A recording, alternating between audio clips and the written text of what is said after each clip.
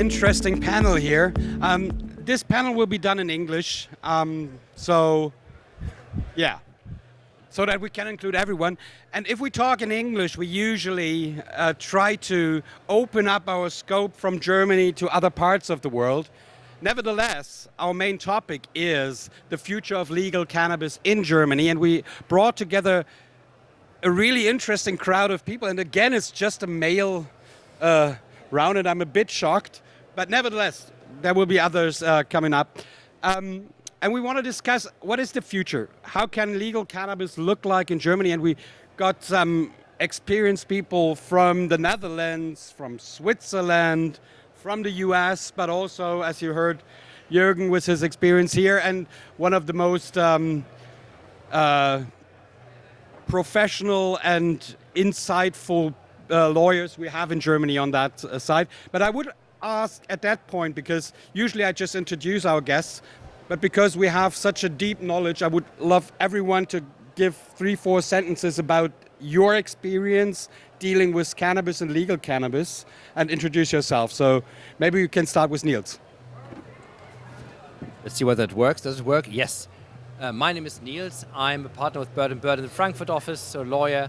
And my journey with cannabis started in 2017 when access to medical cannabis got legalized. So we advised one of the leading companies in the call for tender, and ever since the whole business has diversified in literally all limbs, CBD, litigation, on advertising. You've seen it's very topical now, drug advertising, but also lobbying / advocacy, meaning having new political models for legalization. Thanks. Okay. Louis. Hi everybody, my name's Louis Koski. I'm the Chief Strategy Officer for a company called Metrc. We're a track and trace company where most of our business is done in the U.S. We work with about 24 different government agencies in the U.S., helping them track cannabis that cannabis companies grow from the time it's little baby plants all the way to the time it's sold at the point of sale. Prior to that time, I was actually in government service, so I spent a big chunk of my career both in law enforcement, but also as a government regulator in Colorado. When we first legalized cannabis in 2014, I was the director of the Marijuana Enforcement Division, largely responsible for helping write all of the regulations in that state. Yeah, okay, my name is Jürgen Bickel. I made a presentation here already a few minutes ago. Yeah, and of course I'm since 25 years in the business, and what I can say about the legal situation worldwide, but also in Germany, 25 years ago, it was really a totally different situation. We were really completely difficult legal situation, and where we are today is not perfect, but a very good spot. Okay, thanks. Hello, everybody. It's an honor for me to be here, see all the lovely faces. I'm working for Pure Holding. It's a Swiss company. We're one of the leading companies in producing THC cannabis, scientific cannabis for the pilot projects. And like everybody here, we're fighting our way towards regulation that will soon come. And I guess that's the reason why I'm part of this panel. And I'm looking forward to talk about it. Hi, I'm Theo Tekstra. I'm from the Netherlands. I'm the business development manager for Fluence, a lighting company. I do that for 6 years already. Before that, I worked at Gavita for about 9 years. And my other claim to fame is next year. It was 50 years ago since I smoked my first joint. So yeah, that's a while ago. I put my first seed in the soil in '83. I've been the administrator of the largest Dutch cannabis forum for about 9 years. So I have some experience from the underground days to the legalization that we're going to right now. Thank you, everyone. Theo, let's start with you. And I have an opening question for each of you. If we look globally, we see just a few small plants growing of a real legal market. We have Canada, we have parts of the US, but we have all kinds of different approaches right now. We have the Dutch pilot, we have the model projects in Switzerland, we are discussing that over here. So from your perspective, what is the best route to get to a full legal cannabis market in the future? Well, I think the Dutch experiment has showed that a controlled distribution through coffee shop is the way to go. That's one thing. And whether you call them dispensaries or coffee shops, you need to have a controlled environment where you supply it. Where the Dutch experiment until now failed is that they decriminalized the use and the sales of cannabis, but not the growing of it. So currently it materializes in the coffee shop miraculously, and it is sold 5 grams to each customer, right? The experiment that they're doing right now is there's 10 growers that are growing for 10 municipalities, and they're doing quite well. We supplied, as I said, 6 of them, and those 6 are capable currently already of growing like 30 tons a year, and that's just the first phase. Just to give you an idea of the scale of recreational cannabis. What we see in Germany at the moment is the same situation that we had in California 15 years ago, where you go to the doctor, you say ow, and pay him $100, and you get a medical license, and then you can grow like 12 plants, or you can have a caretaker have them grown for you, which is a good thing, I think, by the way. But that's what you see in Germany as well, which also is a positive, because at least the cannabis that you get from the pharmacy is tested, and it's safe to use. I think there should be a place for homegrown, for sure. But bear in mind that homegrown doesn't mean that it's safe. That's the only restriction that I would say. Okay, Louis, Theo just mentioned it's like in California a couple of years ago. I know you had a bit of experience with Colorado and other markets in the US. What do you think? What is a good model to move into a direction of a legal cannabis market? Well, I think there's 3 things that come to mind. One is that government has to have goals in place for protecting public health and safety that can be administered while still providing a place for businesses that are operating in the cannabis space to be successful. So they can't be too overly burdensome, but they can't be too lax either, such that consumers are put at risk from unhealthy products. So the first thing is like essentially right-sizing the regulatory framework. And I think the second thing is identifying who the responsible government agencies are for ensuring that there's proper oversight. And I think the third thing is making sure that those government agencies have the proper tools to do it efficiently. All those things work together to ensure that consumers are protected first and foremost, and that the public interest around that are preserved, while at the same time creating this space for all those businesses to be successful. When we look at the discussions we see around the world on legalizing cannabis, we always see California, the US states, we talk about Canada, we talk about the Netherlands. For me, one piece which is not discussed enough is the Swiss market, because it's a very interesting development that a non-EU member, but in the middle of the EU, always aligning with EU regulation, comes forward and says, I want to test that out, want to have data to decide on how to move on, and probably want to legalize it afterwards. So what is your experience with this development in Switzerland over the last couple of years? So Switzerland is, in the end of the day, before we play the game, we always try to set the rules first. This is the Swiss way. This is the way we always been playing the game. And in the end of the day, before we're going to regulate, it will come in terms of a vote. So every Swiss people, they have to vote for it. And so it's super important that we make the stigma, the negative stigma of cannabis has to be better. And you have to really prove a Swiss guy that he should vote for this regulation. And you cannot just tell him bullshit. So he really want to see data. And to convince the Swiss people to vote for the regulation, you have to come up with that data. This is the only way. So I am pretty optimistic with this pilot project, and I think we're going in the right direction. And the results we saw so far were absolutely perfect. So I think we're steering in the right way.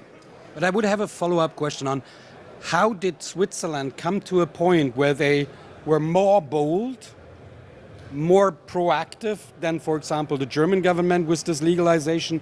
Or, I mean, if we look into the Netherlands, until this experiment really rolled out, it took years and years. And it seemed that in Switzerland that was a relatively smooth process. So how did we get there?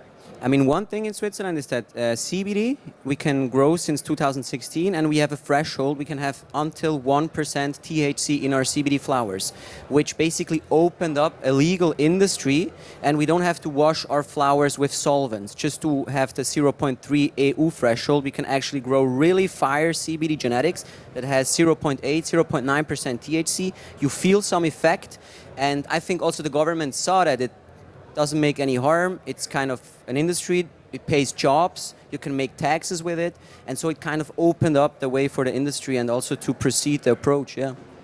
Great. Jürgen, you are exporting to consumers and patients in 100 and how many countries? 20. So there's probably no country without a Storz and Bickel. I hope so. But from your experience, when do you see there's a peak in demand? Do you see that from certain countries where you see there's a regulatory movement, or is that a steady flow of demand you're getting from each country? No, we don't see the peak in demand or a saturation or something like that. We still see that if you talk to people who are using cannabis, that many people don't know about vaporization. Many people are still smoking. What I said, 80% is still smoking around the world, and I think vaporization is obviously clearly beneficial. But the saturation is not. And what the 120 countries, what in average per year we are shipping to, shows that first cannabis is used there almost everywhere. The legal situation doesn't, even if there's death penalty, you have people who are using cannabis. Yeah, so it is the world really consumes cannabis, and so I would say we still have a long way to go until we have, let's say, only maybe 20 countries who have really a legal situation available, like we are having that in Germany. But maybe it is not a perfect way to legalize, but it's a very good one, I would say. It's a very good one what the German government has done, and of course we will see other steps in the future, but the first step here with taking cannabis out of the narcotic law and with this really making it a completely new own framework, this was very positive. I love it when my guests give me the points I'm looking for to push it to the next one. Jürgen just mentioned that taking cannabis out of the narcotic law was an important step. From your perspective, Niels, what is needed to really take the next level in Germany on legal cannabis? What do we need to regulate? Where do we need new rules? You're advising clients from around the world on how to invest in Germany. So from your perspective, what are the next steps? I mean, it depends a little bit on your political choices. You could have two types of choices. Choice number one, we want a fully fledged legalized market, recreational and medical. That's a different one. Of course, we do have to overcome some hurdles under international law, but ultimately we may be able to do that. There is always options to do that, and we've reviewed that it's possible. If you do that, then we would need to open the rec market and have a professional supply chain as initially envisaged in Germany. But I think the climate politically isn't there yet. If we are more realistic, it's more scenario number two or paradigm number two. Let's have a proper medical market. So for now, we do have a medical market, and there is a lot of discussion because its regulation is fragmented a little bit, and from one side there's lots of attacks, like there's telemedicine, and it's under a medical umbrella, but actually it's misuse of medicine, ? Is it really?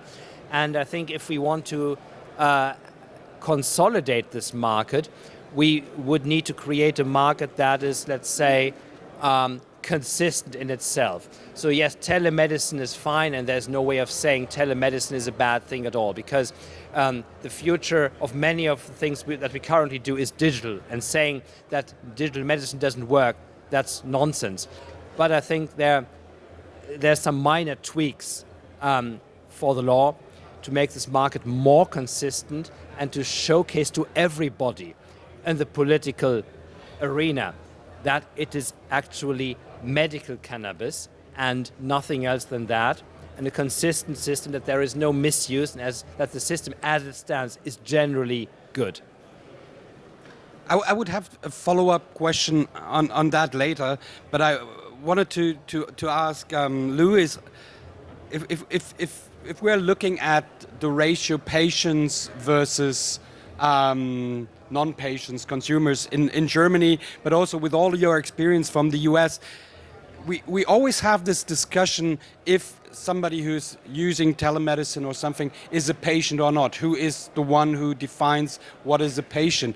Is there any kind of experience you saw in Colorado, in the US, in other markets, where we have difference in the definition of what is a patient?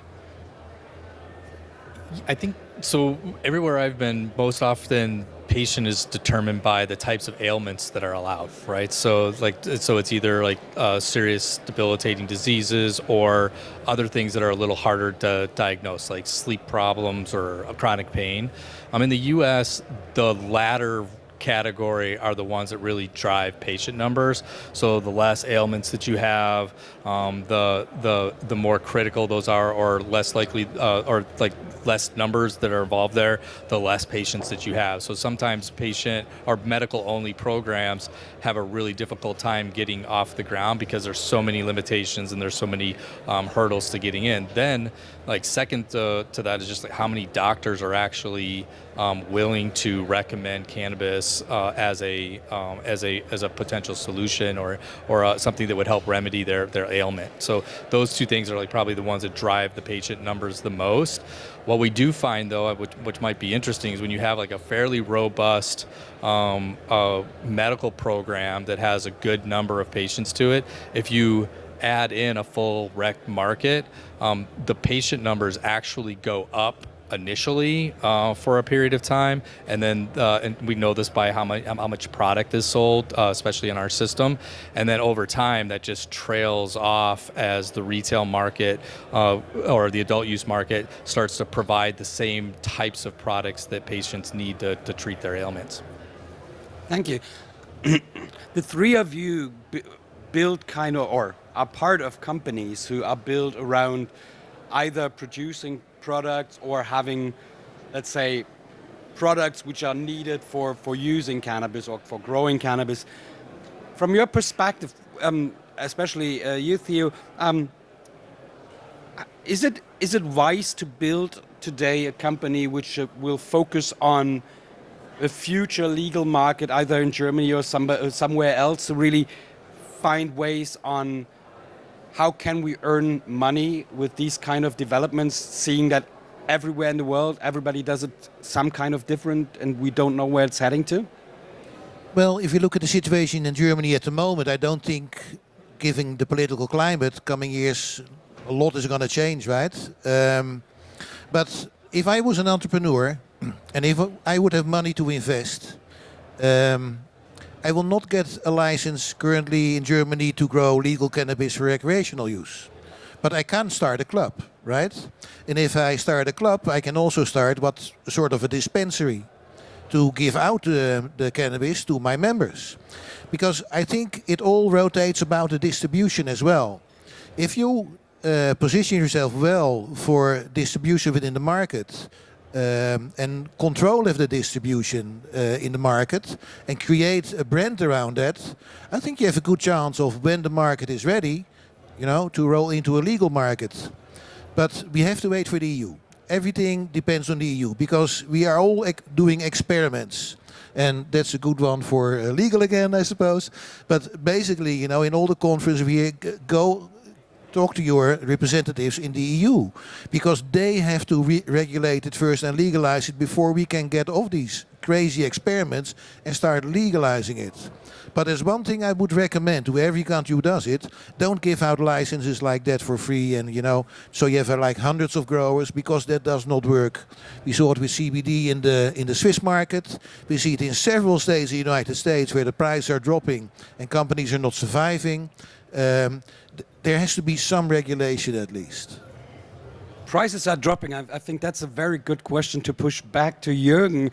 But prices dropping is also the reason why people do not start to grow anything at the moment. But, because it's cheaper to buy and sell than take the risk of growing it yourself. Yep, and I think, for me it's interesting. sorry, that we saw that in the US, in Canada, in the recreational field. We are currently seeing it even in the medical field in Germany, even if we have to discuss that. But what is, from your perspective and from your experience, what does a good cannabis producer should be today? And you have the longest experience in dealing with producers as well. Yeah, I mean, we touched many topics. If you look to different regulations, of course, if I look to our medical devices, I also have different regulations around the world, independent from cannabis. Of course, Australian wants something different from me than the US and Canada, also Health Canada, the FDA, IHGG. In Australia, everybody wants something different. And then what we have to do then is what we call compliance by design. You start a design of a new product, and the first thing is you think where you want to bring it on the market, and then you have to look which regulation you have to follow, and then you have to design it accordingly to really to be present everywhere. Yeah, this is sort of different regulations are in many sectors you have to play it. So to be compliant, so if somebody wants to invest in cannabis, then of course I would say, hey, try to be as compliant as you can be. You know, I think everybody we saw who thought who can do it a little bit on the sideway is not there anymore. So this is very important. And of course, as the market grows, of course, price competition. In our case, we have hundreds of competitors around the world from China. Everybody is cheaper than us, almost, you know, and then you have to convince your customers with other qualities, you know, with functionality, with design, or whatever it is, you know. And in the case of cannabis flower, obviously, what everybody said already 20 years ago, it will become a commodity, you know, it will be something, and you have people really specialized in growing, and they're doing it very well on a very cheap price. And for companies who want to do everything, you know, who want to grow and distribute and have shops and everything, you know, it's more difficult. So what we have seen, at least in Canada and internationally, that the companies who specialize themselves on one thing and do one thing very good, then it's very difficult if a bigger company tries to compete with them. You know, so this is maybe a lesson learned from my side. We could have a slightly more diversified market, I just thought. So if we stay loyal to the medical paradigm, we could think about OTC, it's the over-the-counter medicine. And so we would have a second pillar under the medical umbrella, say, for instance, cannabis staying below a certain THC threshold that could be administered, that could be given over the counter in pharmacies, whereas cannabis with higher THC levels would still be subject to prescription. And that could be a further option for regulation, but also for the industry to diversify in different respects, different products with different properties. And that is something, it may be a little bit early for that, but that is something, but legally speaking, is possible, and from a regulatory standpoint, may make total sense. I would like to... It's like selling beer in the supermarket and heavy booze, you know, like 40% in the liquor store, right?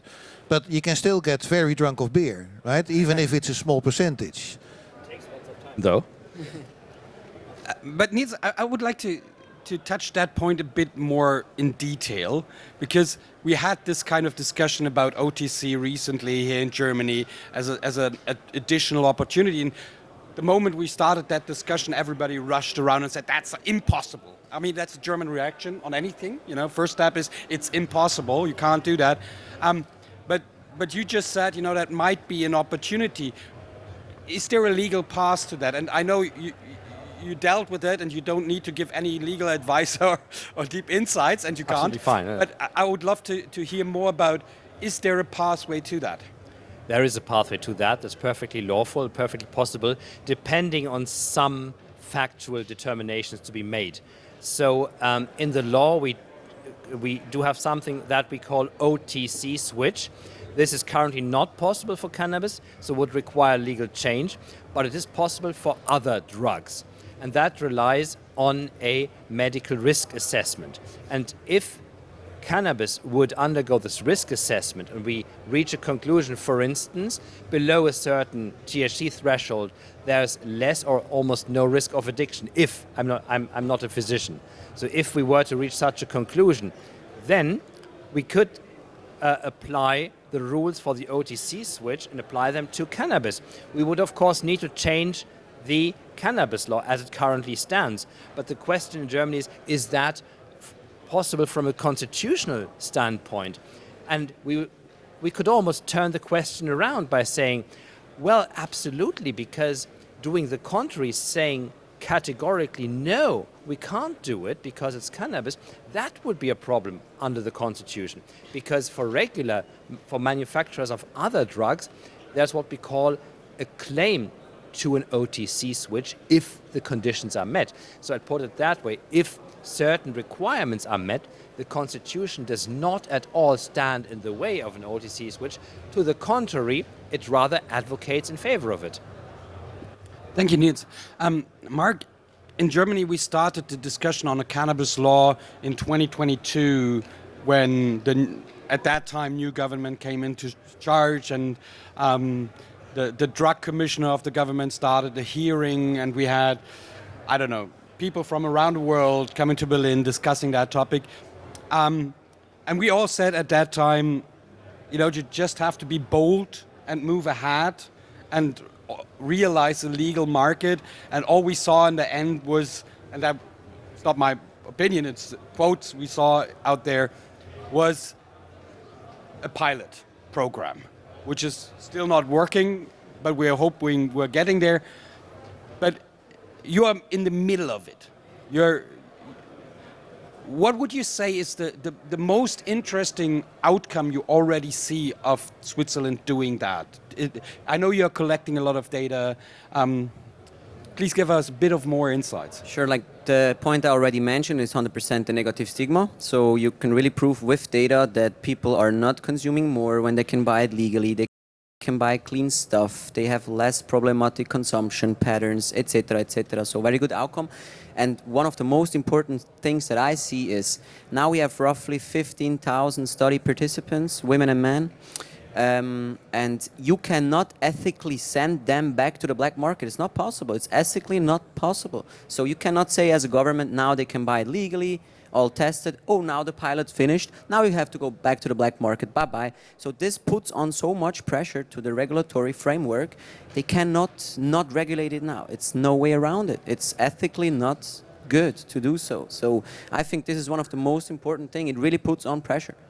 See, I think you have similar experience, especially with sending people, not sending people back to the illicit market, especially over the last couple of years in Dutch politics. We saw some prime ministers who didn't like the cannabis experiment nor the coffee shop system, but I think you have the same experience. There is no way back, right? No, exactly, and not only in the Netherlands, but almost in France, the medical experiment stopped almost while it was prolonged, and patients were without preparations, because in France it's not cannabis that they smoke, but they have like oil and preparations for medical use.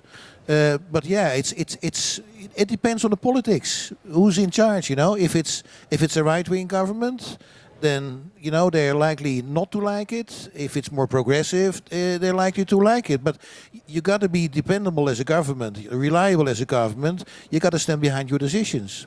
But I think the coffee shops and the way we've done this in the 70s in the Netherlands supports actually your findings in Switzerland.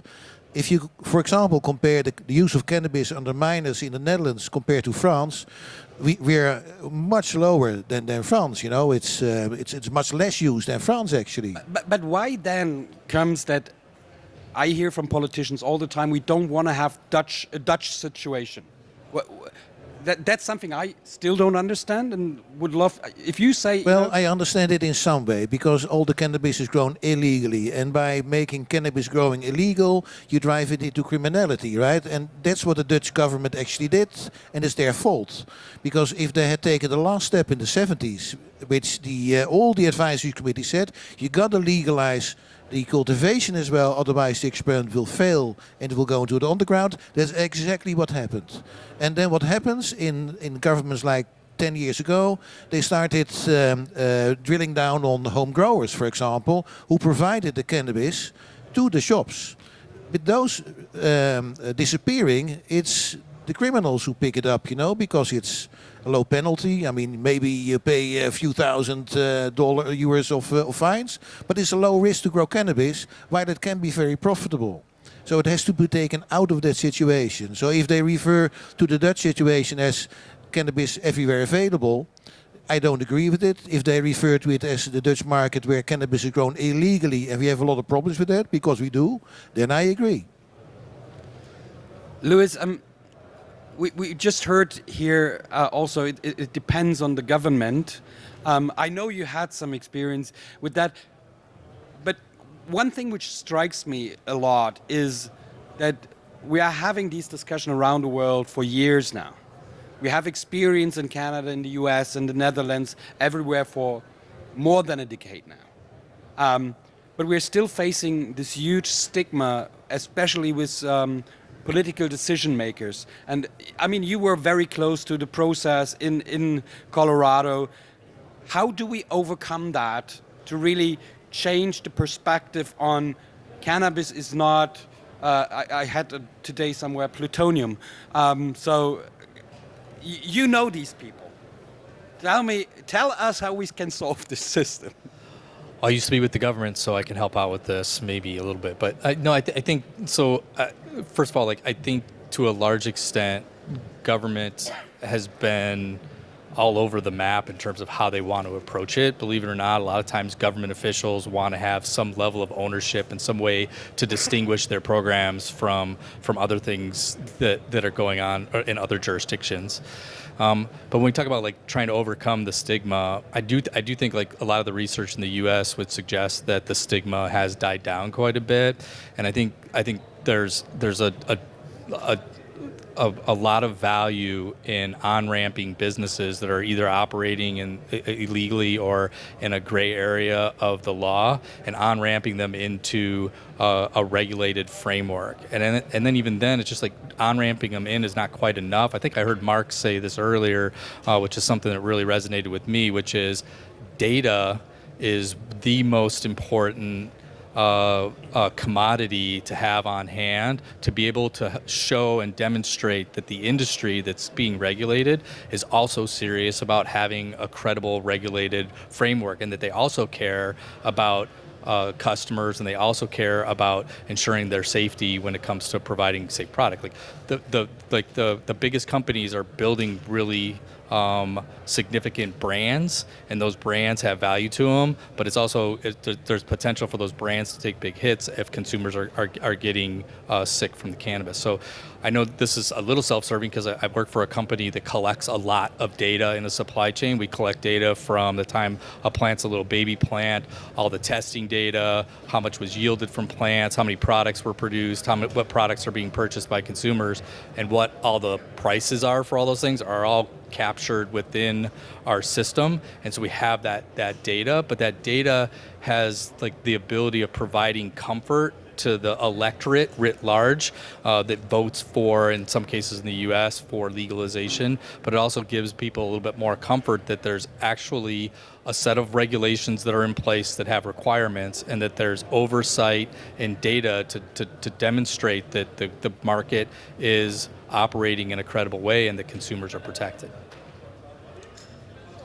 Jürgen, your company is based in Baden-Württemberg, in a very, very conservative region. And Theo just said, usually it's when a conservative government is in charge, it's not that helpful. Because I would in part disagree. In Germany and in Poland, both first steps, the medical legalization, were both made by conservative parties. I think the first step is something interesting. Nevertheless, what would strike me is you're dealing with local people in a conservative region. And I know especially Tuttlingen is very interesting because it's such a industry city with so many great people there. But how do you feel as somebody who is visible in the cannabis sector, but also in this industry sector, being, I don't know, have you felt you're the weird guy in the city, or how do people react to you? I mean, I hope I'm not a weird guy, yeah.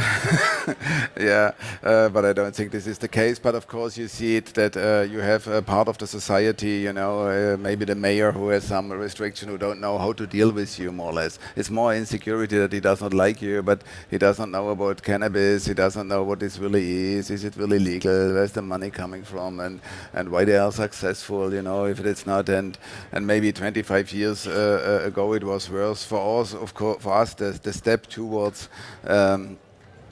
more recognition was the medical device. Of course, Tuttlingen is world center of medical devices. Everybody's producing surgical instruments, and for us, it was from the very beginning clear that we want to become a medical device manufacturer. And with this step, it has become much more accessible. But it leads to a point. What needs to happen now is what I would call a normalization of cannabis, that you really talk based on facts, based on figures, and not based on ideological things. Like we have our CSU, Social Union, who is more ideological, and people are still hearing this ideological thing. If I look to our local newspaper, the Grenzbote, Grenzbote between Baden and Württemberg, and of course everything about cannabis is negative there. There's not one article who can be even somehow positive, and so we need to discuss with the people. People need to get used to it. The stigma needs to get down, And if you allow me to make one comment about data, if you are a medical device manufacturer, of course, traceability is no question.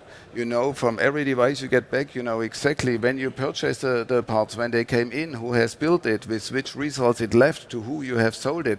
Everything is clearly documented. You have not other change. The market itself, you have post-market surveillance, you have periodic safety reports. You need to have a personnel responsible for regulatory compliance. This is all obligated, so that the collection of data is an obligation of your quality management system, and you have to prove that. Do you do it every year? And you talk to your customers. Have they understood your instructions? What are their problems? And all this is completely built in. And of course, I think in cannabis we must build in something similar. I mean, der Grenzbote, your newspaper, may be an issue, but there's countries who are in total like that. For instance, in France, there's often customs seizures of cannabis shipments. They say, why is there 200 kilograms of cannabis? That can't be true. Say, yes, it can be true because it is medicine. But then it gets picked up on a Friday, it goes to the public prosecutor, and they open the lorry and say, look, but please, ladies and gentlemen, this is medicine, needs to be stored as medicine under GMP rules between 15 and 25 degrees centigrade, and not somewhere in your cellar in Rouen or whatever.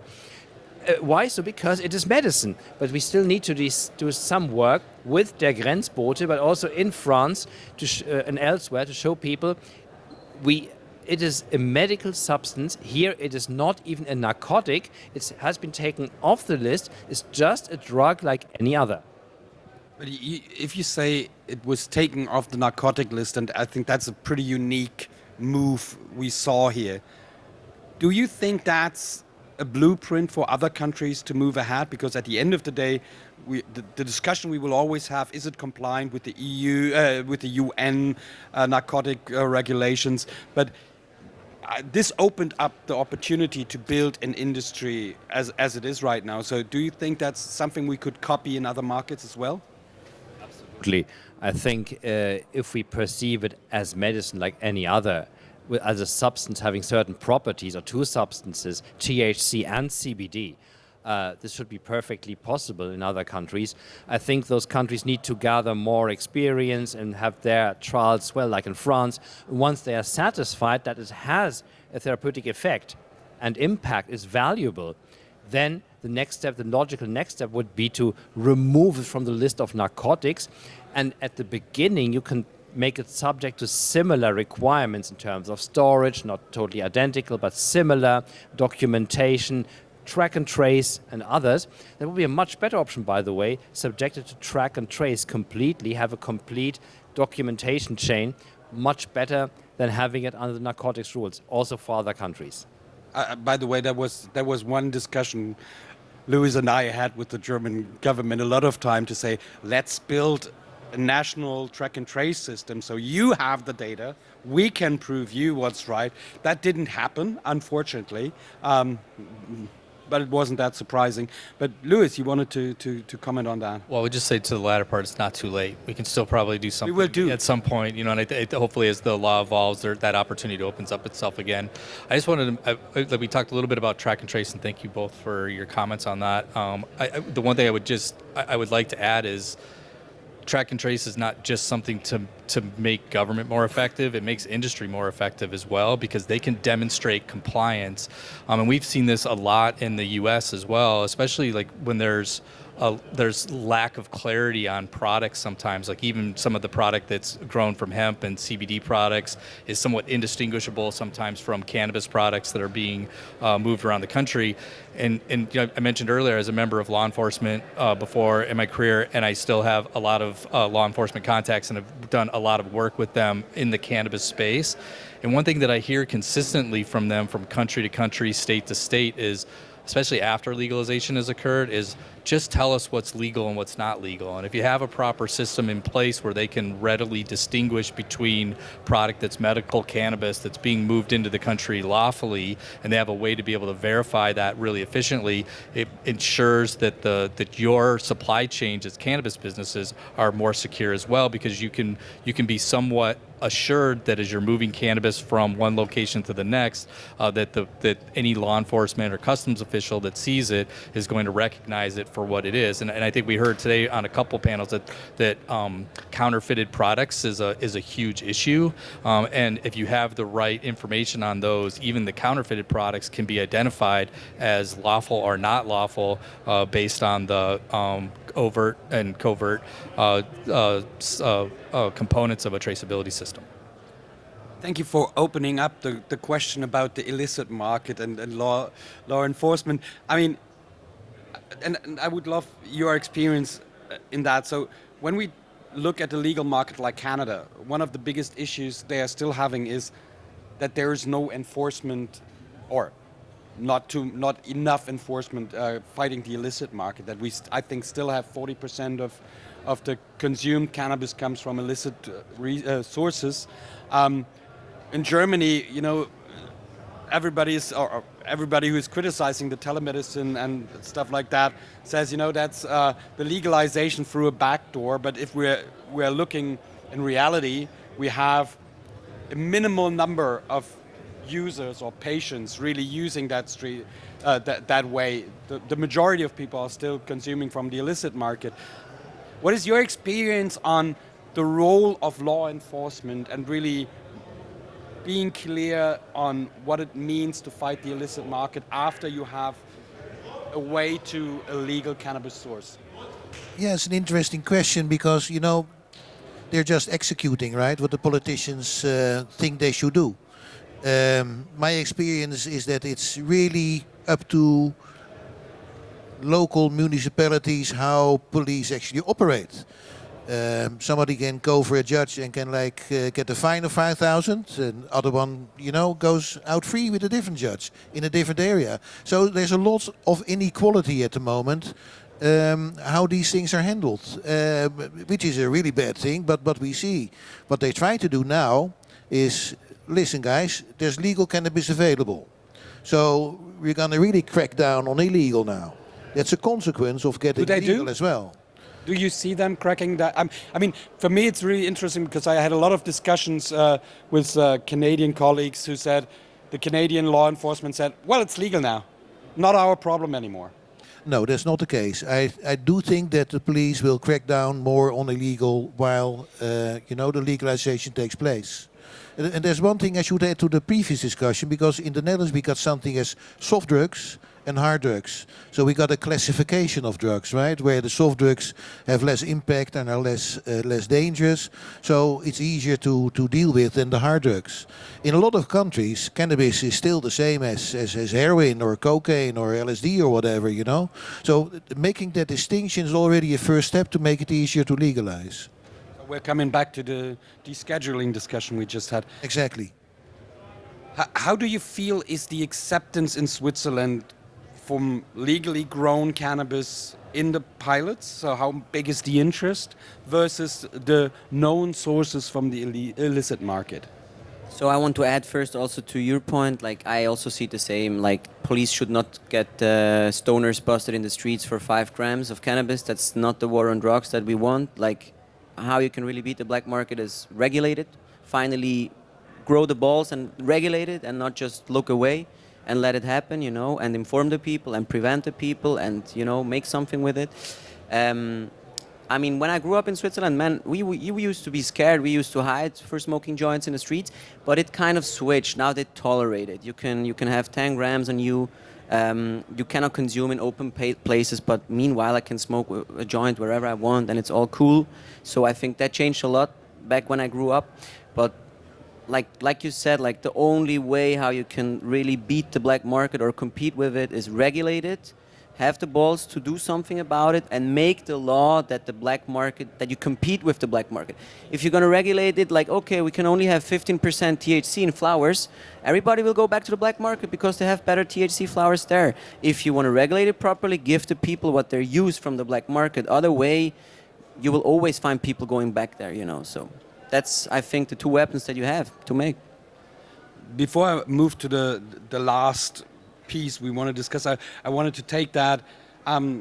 We had the criminal statistics in Germany after the legalization, and we saw across the board different in the regions, but something between 20 and 40% drop in drug crime, which was interesting to see because there were very different interpretations. Some said that's a good result. We see, you know, it works. People are not criminalized anymore. Others said, well, you know, our police now can't do anything against the drug dealers anymore. What is your experience as a former law enforcement expert and part of the system?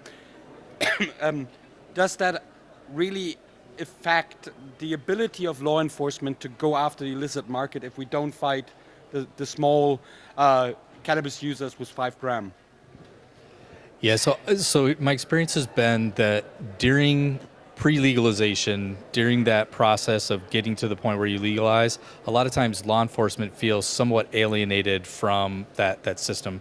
Law enforcement officers really like to protect the status quo, and so they're focused on like what they perceive as being additional harms from legalization occurring. After that, I think partly because they feel alienated, but also because there's not always a lot of clarity for them. They tend to kind of do the boneless chicken thing where they stop doing any kind of enforcement on cannabis, and as a result of that, a lot of illegal activity can still kind of continue to happen and in some cases flourish. So I think it kind of gets back to a little bit of what I was saying earlier is when law enforcement like kind of catches up with legalization, it's still important for them to have an enforcement role in the illegal activities because every legal market in the U.S. still has illicit activity in one way, shape, or form, and still being able to collaborate and cooperate with law enforcement is big. What I've seen that's a little different is that once you have at least a somewhat amicable relationship or a collaborative relationship between the regulator and the regulated community, it's also a little easier to bring law enforcement into that fold to collaborate. In fact, I would argue like some of the best tips that law enforcement gets in the U.S. oftentimes come from licensed businesses, and licensed businesses care about that because it's not always a level playing field. Like if you have price parity with the illegal market as a regulated entity, you're not making as much profit as they are because you have all these additional costs for compliance and track and trace and all these other and testing, especially on testing. So there's all these other requirements. So you're not really competitive, and so the illegal market continues to operate with a competitive advantage. And so it's really important to complete that circuit and get law enforcement involved to help with the illegal activity. Thank you. For the last couple of minutes, I would love to come back to our main topic, the future of legal cannabis in Germany. And I love to have always on my fireside chat, we have bringing in the crystal ball. And my question to each of you with a bit of a different connotation is, when will we see a legal system in Germany, in Europe, or have a global idea? We all tend to hope that things go fast, but we just have 1 year in Germany now. We have a couple of years medical. We have a lot of experience in the Netherlands. So from your perspective, how long will it take until we really have an idea on a European market, a German market for legal cannabis? I think it's going to be very, very difficult, and it's not going to be in a year or 2 years, because first the EU needs to take steps before we can legalize it in the other countries in Europe. What we currently see, though, specifically for the medical market, is that American producers come over to Europe to start companies because they think the climate here is a lot better than it is in the United States, which is interesting, of course. The perspective for Europe, which is a much bigger market than the United States, I think is really interesting, but I think it will still take years before the EU will do anything about it. If ever. I mean, it will be very interesting. So I'm looking forward to that discussion, to have discussions with countries like Hungary, etc., on legalizing So cannabis. everybody That will call be your interesting. representative, you know, and let your voice be heard, because there it needs to happen. Not here, it needs to happen in Europe. Marc, when do we have legal cannabis in Switzerland? As a You wanna not just hear- as a pilot, but as You want to hear a year, I want to hear a vision. a vision?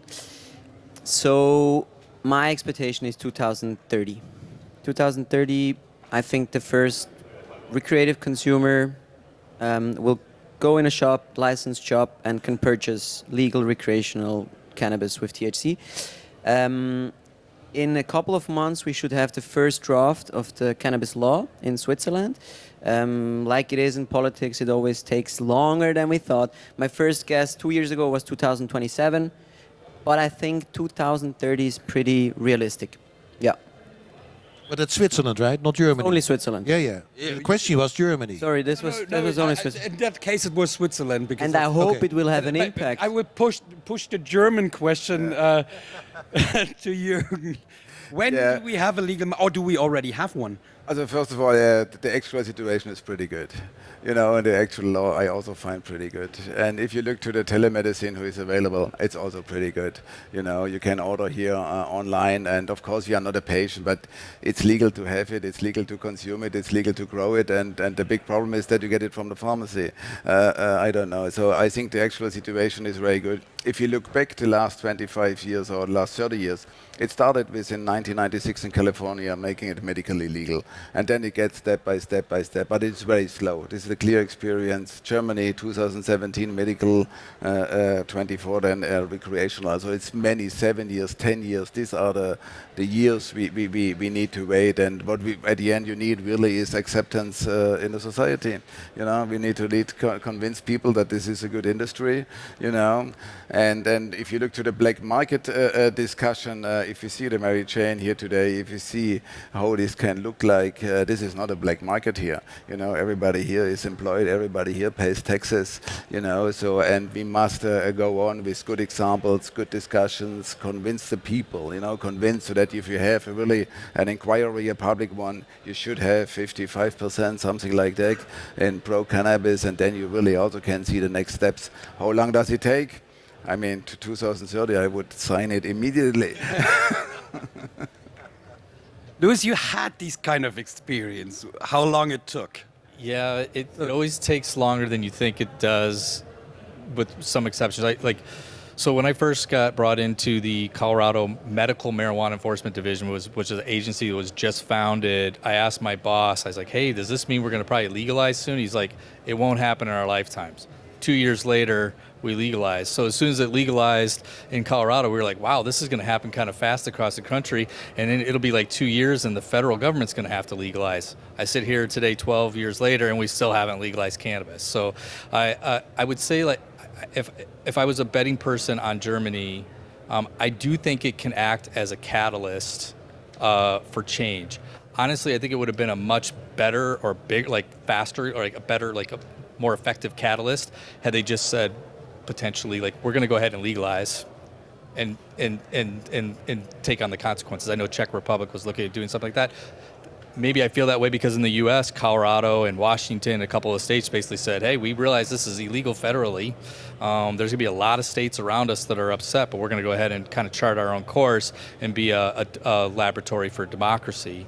But I think that since that ship has kind of sailed, I think that the chances of that happening here, like more likely going to be incremental change over time, and that there may never be that point in time where you feel that like we're going to launch a fully legalized market. It's going to be something more like akin to what I think Niels was talking about in option number 2, where that just kind of keeps getting built upon, and over the next 5 or 6 years, like you'll see something that kind of like resembles option number 1.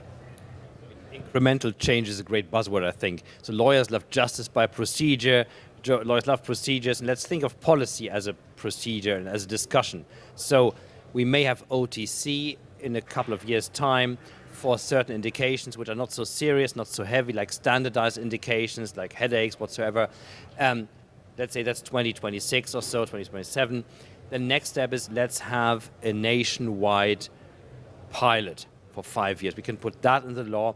That would even be possible under current EU and international laws because it's under the medical umbrella. It's a trial. How does this affect drug dependence? We have opted out. We do have a certain reservation that the German government placed when enacting the international law agreements. That may be like in 2029, 2030, I think. So the 2030 scenario is pretty nice.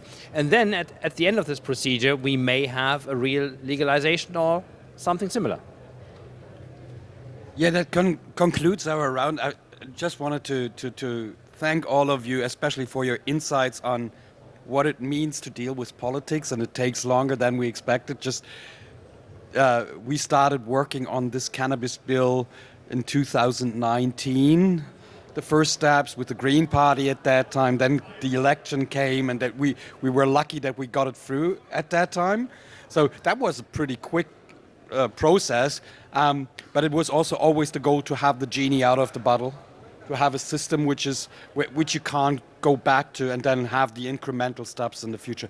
I would love to thank all of you. That was a really inspiring and interesting discussion about how do we take the next step. We didn't solve the issue, but I think 2030 having the next big step done with data coming from Switzerland, with the prospect of showing off that you can produce legal cannabis and sell it in the market like we see it in the Netherlands, with great products coming from Tuttlingen, with all the oversight and track and trace we need. Louis, if we ever get to a point where we get a national track and trace system, the both of us have to open a champagne. And I'm looking forward to continue working with you guys on how we get the next incremental steps. Thank you very much. Thank you. Thanks.